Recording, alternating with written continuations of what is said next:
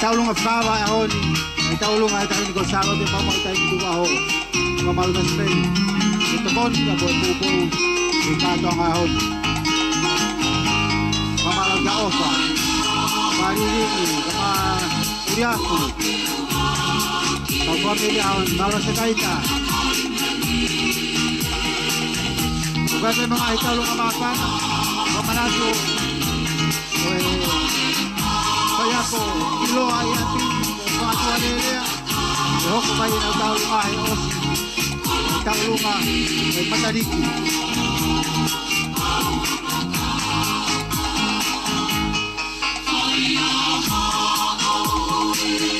malo pero se ay taulunga ko ni kakatutu ko ni tao ko tatol ke bunga mataliki at ko kala kakahili ay huway kamanatu ang ekoyo ko mahino bebe motor taulunga ko ya kamanatu mahalikio kamo crazy likio kada ka kami mo to ka ngay mo no mai ka dinawa ke ke dire ka ho mai ka tu ka ko ya kai ko wa ko kinui ko ka mo mai be ka mo mo be i ko kalama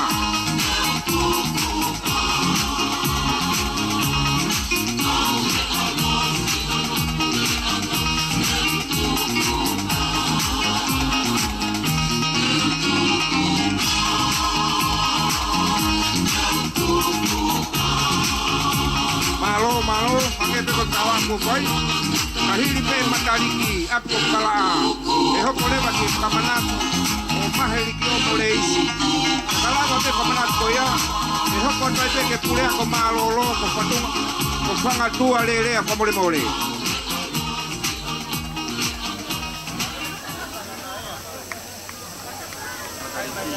malo rotongan uteu mai pupunga mataliki he taimini te fukao ngwa tope ai ono fa ono hiva ko kanovela fe unga koto e ofa ko ya ko kanovela ulu aki pa mo paanga e tahamano ma uange au fanoa tahamano ma uange au fanoa mataliki como taimi eni tali atu como taimi eni pakahilia te tau hoko ke framanatu ko eni mahelikio leslikio pe hoko tabe ke framanatu ta hayo kau pulea ko abini fangatua lelea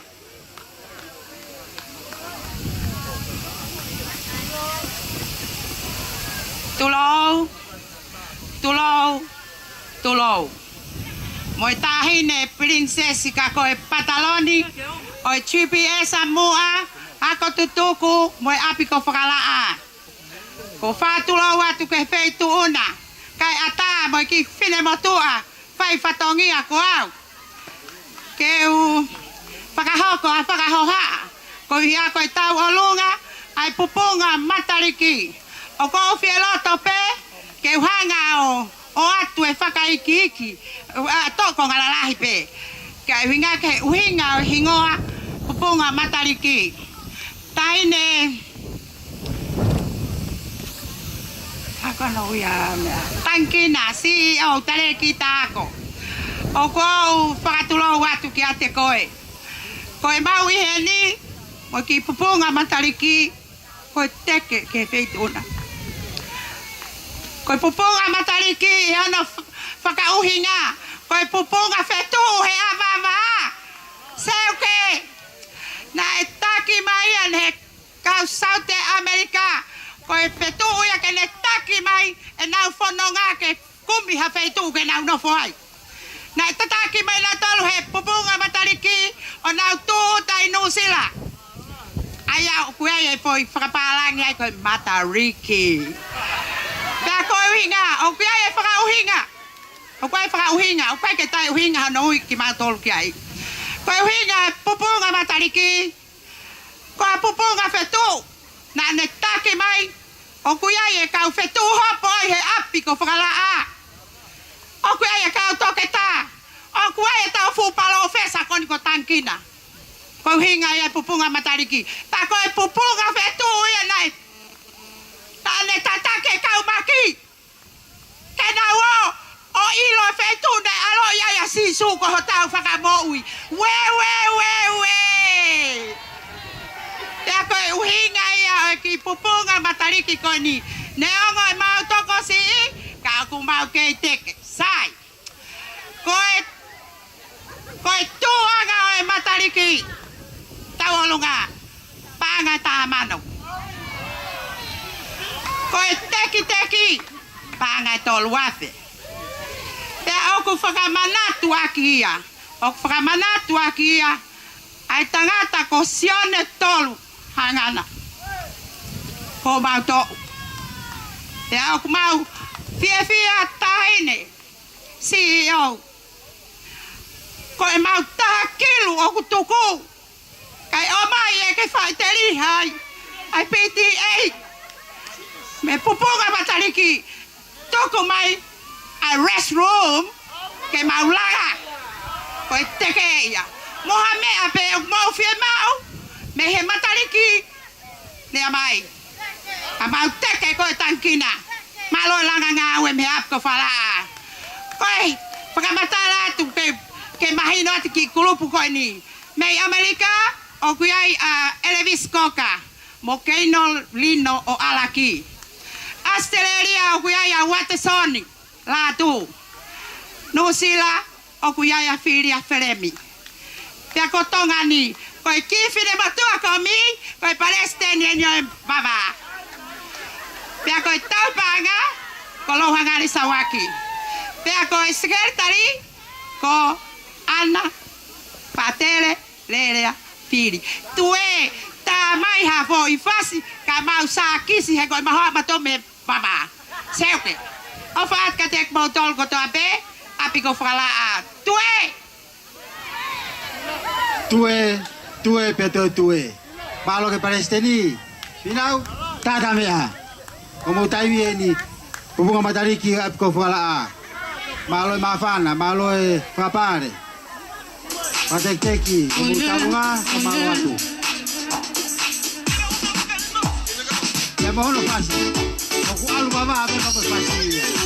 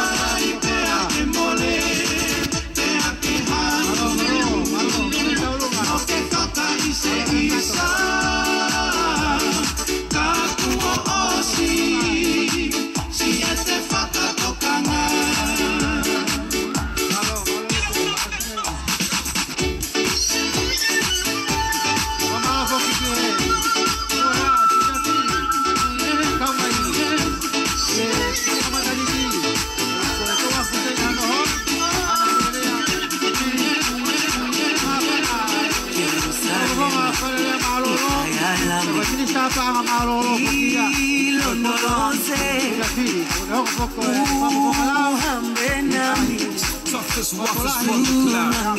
You're not rocking to the sound. DJ Rasta. Hilo no lo sé. uhambe nami sungangishilana dawo yami ayikholana buso wami awukholana ilondoloze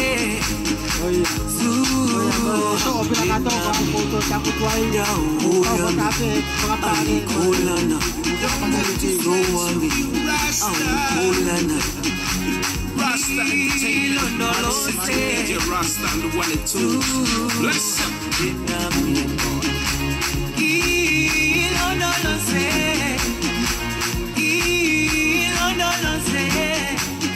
Malo tapia.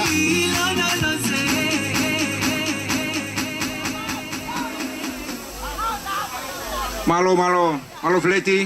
O malo ai ke pupunga mataliki, ai ko fala ai foka meite pa mo fifi, hange pe ko tau falongo ke ho atani. Te tau ho ka te taimini ki he foka manatu ko ia o e ka holo mu abe apini ko mahe likio pa be fokia le isi likio. Unau I no sila he taimini, na ho te taimini pakahili ai ho ko tai pe ki pulea ko malolo, nengo ko ne mama o atu. Ko fanga tua le lea, e foi taimi ko ni. Kahili ko mo teu mai pe ai to wako ko ia o e forever young and beautiful. Mo teu mai hile ngai fo manatu ko ni malo.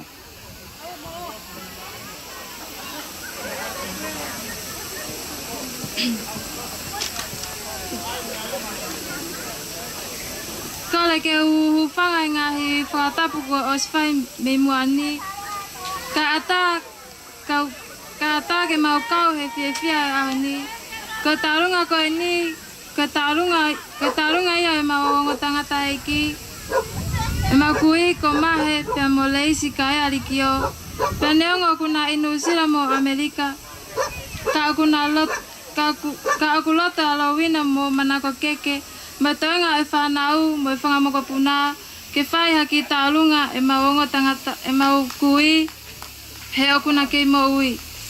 Pea ke lava pe hana ki tokoni ki apiako ne nakamata ako hake ai. Kono wala tālunga ko launima okuloto whangamoko puna ke whakia ma e CEO tankina ke whangamolu atu aki ene mea lele pea ko teki o e na tālunga ko tahamano o ku wha kia tuia ke tokoni ki he langa ngā ue o ku wha I malo. Wha malo ho kere ke taulunga koe ni, koe ko nau I se malai whaiwa. Wha malo atu waiola, ke whamanatu o mahe, e mo leisi ki o. Te teo mai tamea.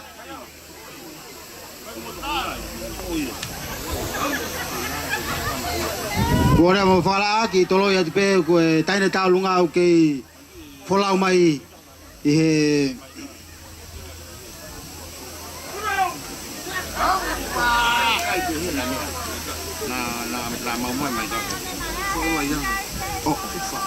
fitu wha Io Forever Young and Beautiful Chief E Samoa tako nau tolu ki toloi atu pe o tari ki hau mai nau taine tālunga.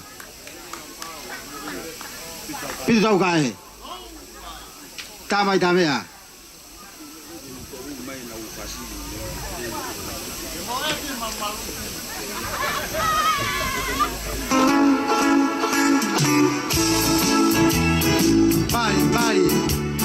Mari maiola.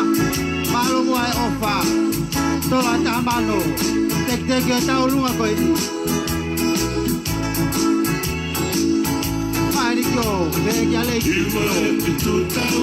Quando eu fazia filho da Ucai. O canal. Mas o como?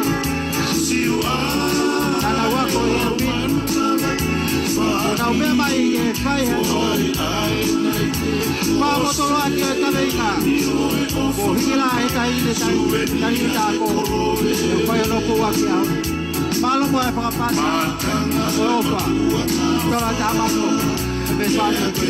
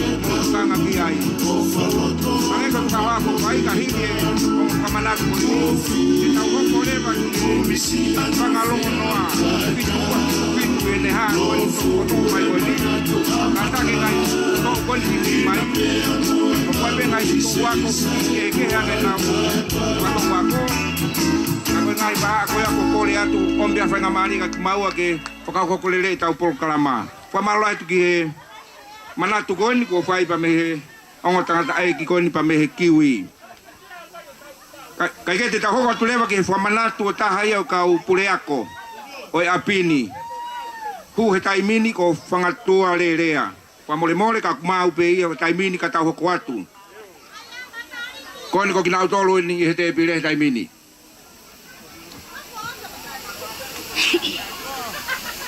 Fratulo watu. Pea mo kere e ki o tungi.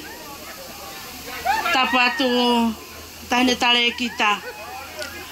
Pea ko tukuma ke whakamalu atu he tala whakakato ko whatapu atu pea meimu an. Kai ata pea mo ki whine mo tu atu an. Ta iloa ke whakahoko atu ai whakamanatu. Ai tangata eiki ko whangatua mo e whohelelea. Ke kamata e tarunga ko fie whakahoko atu pea whine motu an. Koe o fe whine sisi tahen o whangatua lelea. Koe o fe whine lahi taha e. Kone tuu mai pea mei loto. Pea moe moko puna. O ku whakahingoa pe ki a whangatua mo e whohelelea. Pea moe tahine ta olunga. Koe o whiwhine ia ho mau me hikitanga. Kua ne lata tō. Ke ne lawa mai. O whakahoko e tālunga whakamanatu. O whangatua mo e whohelelea. Taina tale e kita. Koe tau tahiwa no noa. Na ihenia ia tangata e ki. Panaku lawe i pē. Koe whetu una. Na kalastahai. Panaku ilo pe na e au atu. Ai tuaniu na e whai aki. Ai ngawe tangata e ki pana iai hono tala. Pea moe ngawe na e whai he tangata e ki he taimi koe. O ku mea I pe ki mau tol katoa koe kaulai nei mua katoa koe ni pa koulave. O ki ai me kau whaia ko tutuku o nau heni na nau ngau e whakata. Pea mo e kau taki mu au e pure angani. Na e a watu ki ai e waakau ai tangata e ki. Pea kulave I pe he taha kotoa. Ko e talaloto ia ki nau tolu maa o lunga I he pure angani. Kane I kai e waakau tangata e ki. Hei kai te maua o ki he tuunga koe ni. Pauku iai e fia, tahene tala e kita. Koe manatu meri e ku whai ki he tangata e ki. O ku lahiange homo manatu meri e. I he manatu meri e whine motu ani. Pea neongo nei keike ako e whine motu ani I he api akoni. Koe tau pena e mawahea e tangata e ki me he api akoni. Koe pure ako e pea e ki whine motu ani he api ako kotoa nei ki ai. Pehene ongo ku mau matai tohi. A tau ke te he feiti ne alu. O hela hono ngā wei hono matai tohi. Kana aku mai tai tohi pe au he api ako kotoa pe. Api ako kotoa pe nā tangata e ki pure ako e whine motu ani. Pea kou whakamahalo atu. Pea kou lele mai e whine motu ani. Mo e ki kuku. Na e tuku pe he tangata e ki he tapa aki. Pea ne toki whanonga atu ki he tāne ki na ngā. Koe ki kuku ia, oku lele mai pea mo e whine motu ani. Neongo, oku I kai whiema, neongo na ne mālolo ka na kai kene whiema. Ke ilo he whaki, ai toa mata u, ai toa he ma. Ka tuku pe mua ke whakahoko atu. He kuango ki oku loto. Neongo koe mena ne tala, ka koe ahoni oku tau lau whika he ahoni. Koe ki tu anga oes. Ta lunga e whine motu a I loto koe paanga e tahawhi. Pea ko hono teki koe paanga e ni maafi. Whakamore atu koe ki tokoni koe ni. Ke tokoni atu ki langa ngā ue o ki nau tolu o ku nau hoko atu ngā ue o e ahoni. Koe ia pea ki lea mo ki whakahoko whatongia o ku whaitua au whatu. Whamalo hoki kia tupou, koe tahai e whanau, a whangatua. Tā mea, tā mai nau whasi. Koe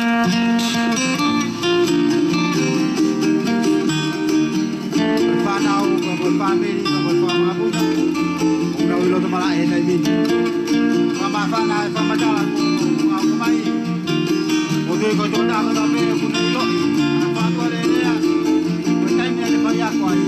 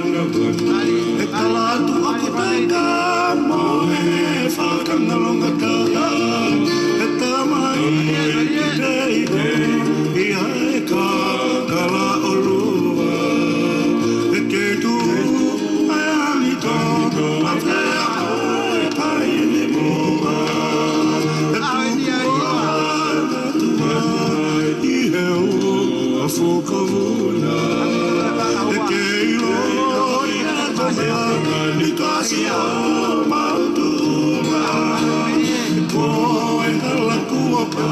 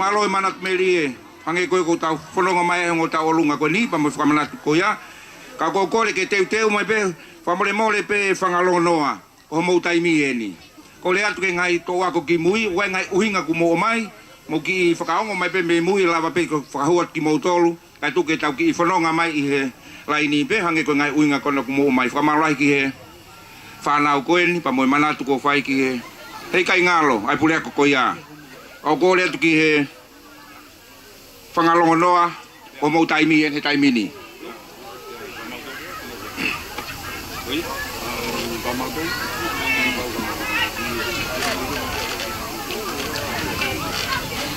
Kore veke u watapu mo e whanau mo e makapuna o tungi. Tapu atu ki he whanau mo e makapuna o Kawalauta. Tapu atu ki he whanau mo e makapuna e i o Lupea mo e Tamatu Berehake. O ku tau whatata he watani. O ku whoke tau manatu ke tau ono ke tau tahau. Ya ku whakawhia fia e anga e sio atu ko tito kau ene a kita e. Kai ke ko mau tau o eiki. O fitu a fitu. Ne hange kau he fitu o fire motuani ke Palestini he ko fitu a fitolu pe ia. Ako falala pe ke nau tuhumena falala ka te au. Ke na mau toki si toki lere mai pe a ti moi ma popo lave he poto a pule lulu. Lere holo ai pe a neafi. Koni ku mau lama whakafofongai ho mau ki tau. Paku iai e whakamawhana, paku whakawhiawhia, paku e ki ofa e ai tau ko ni o eiki koi. Teke mau taolunga ko panga e ono afe. Pea koe langi taolunga e fitu. Hawhahinga tahi pe ri mai disei. E koe kau fitu ia we tono abito pe nau tolu. Hawhahinga mea pe ri mai. Kakau nau tolu ia. Koe ia au whatu hawhanga malo. Alo, fitu. Mari. Vamos a presentazione. Perché era moi, a finire.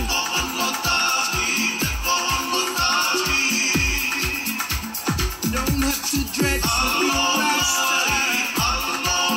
Rasta Entertainment. Siamo da Madagaiongo. Perché cau preferisco Kau beba Molokai.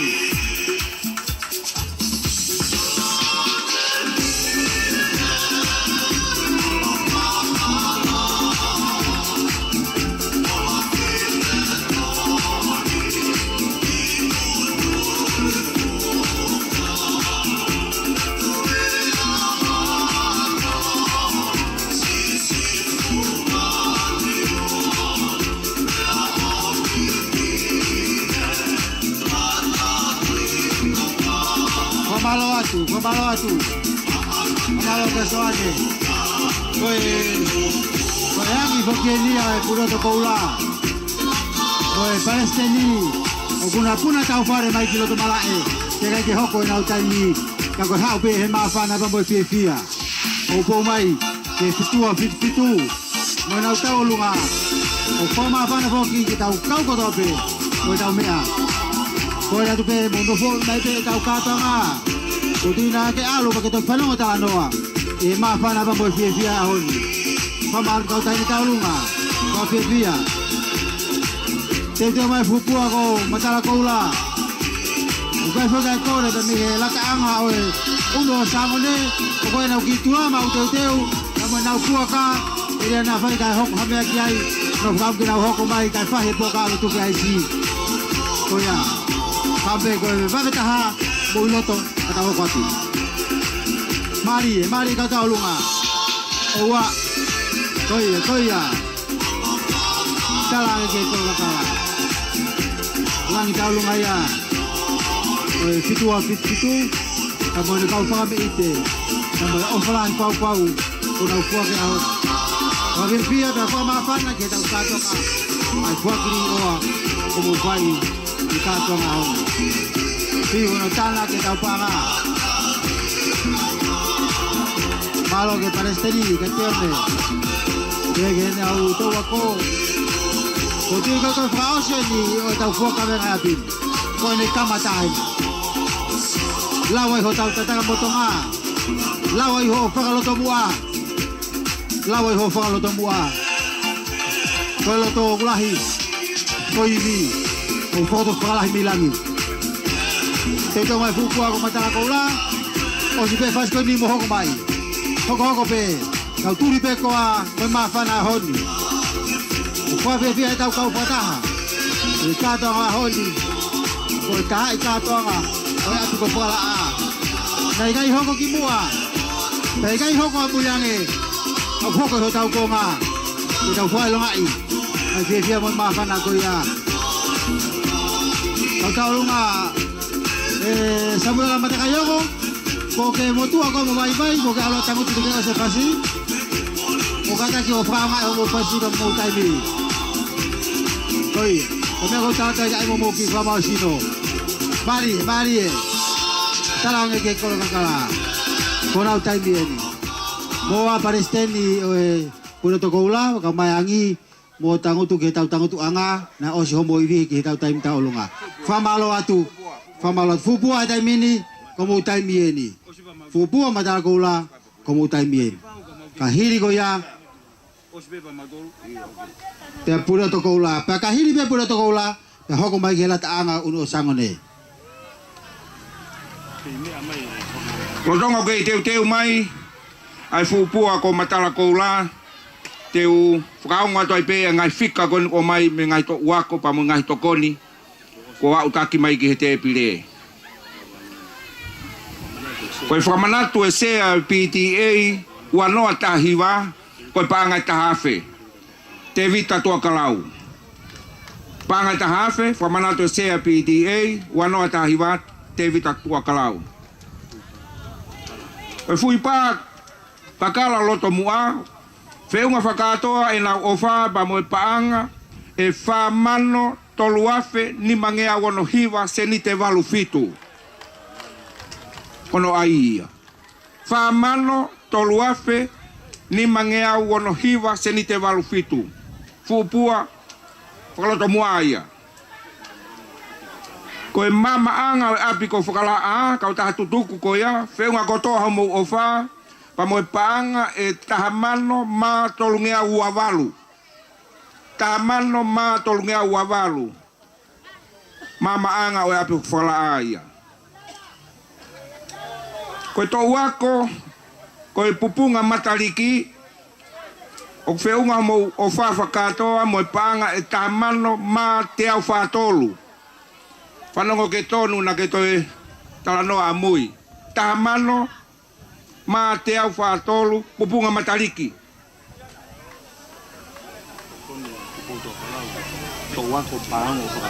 Koe tokoni a tupou tua kalau ke to wako koe paongo o whakalaa koe paangai wange au.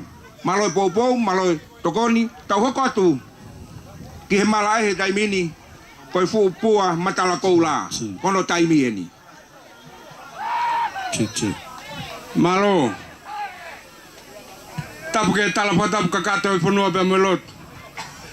Kaya ta mai motuani ke pakakato ate ki patongia. O to uta iloa ko eni. Tai wa pituni ma ke wa noa. Tai ne pa langlangi. Au kia e ki me asisi pe mau pore ai. Ko e popua sivi hu he apia ko koe o la paha. Na e pokotu he pitu walu. Poka ofisiare ki e walu noa. Ko ki mau tore na mau popua sivi hu ai. Sivi hu ai na mau kalasi ono e ono. Tamaik pepine na nau toko pitu nima. Toko walu noa kakai tangata. Kaki ia hatangata ia lava. Lava ka ato e kakai pepine. Hala hata ia mau tore e lava. Taine tare kita. Ko ia upa pupunga ato e poka malo. Ki he kau towako I Amerika. Australia. New Zealand. O kwa ki talanoa tare kita ko whanongo ku sasala horo he tau ki katoa ngā. Te ria koe pupua matala koura. Kau kuia ha loto halan koura heni. Koe ni koe pupua matala koura heni. Mo uo mai ke tau puka pia pia. Koe moni he moni. O kwa talanoa ia. Koe mea kotoa pena e tape ia me ponuan. Tape ki nukua lopa. Tape me loto mua. Ahoni tare kita. Toi popoa ima e poi ponga po au koe ni. Toi tape pe moia ki nuku alopa. Neongo koe CPS. Te moa opia a tele motoloa. Kaike o mai ko tau apini. Apen ko pala a. Pupua matala koula kono teki nima mano. Ta ima pas taulunga. Mari tuyono. Ono aia. Teke. Mua matala koula ia. Koula ta. Ure oto. Ako noi hape oto. Mo teke ia. Teke. Teki. Lima mano. Mua matala koula ia. Pamonos pa buopai ia. Pala. Koe tau kono ngai.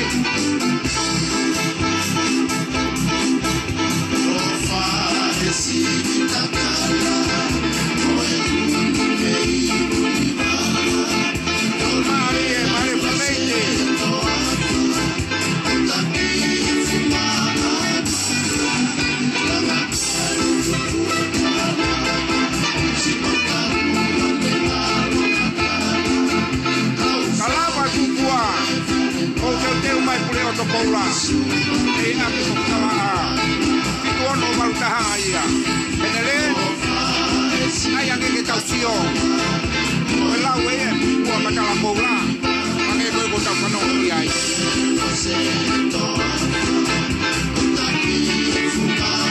teu mai e pule ono koula kahili ko ia teu mai to Ameria ki kala a se poke mana ko Ameria ki kala a Tamo mana ko ofa. Ko tolu ko ia la taanga o uno sango ne. Ko ai ki kai me ko tolu. Pare le ki pare ma ko ia. Entono mo le soli. Kora tu ati ko ki e tu ta basta. Ki beta o ki. Ako nga mai ko ka ko ta tonga. Ko ni ta ba ki pa fugu. Kau kau dah ada potong ayam tu kiko ya, berkata kau mai ke kau jai.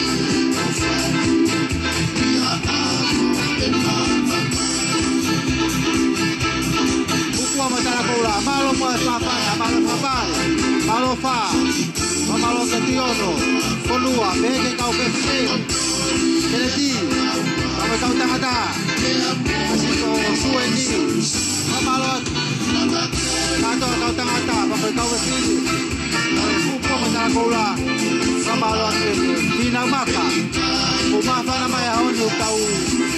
Lo tu kan mafa na kau kata ma. Oh fuck ni oh ah. Sama lo kalau sia. Oh tu bertamu. Sama boleh kau bawa ni. Pago fefe holo to. Kai ngalo, ayam ko bola. Kaya hano nampak yang bui. Mama mana yang kau mana out. Kau ambil tapus sini ba. Kaya malo, ako ini, tanto. Malo katone. Bona, kamata ukatide.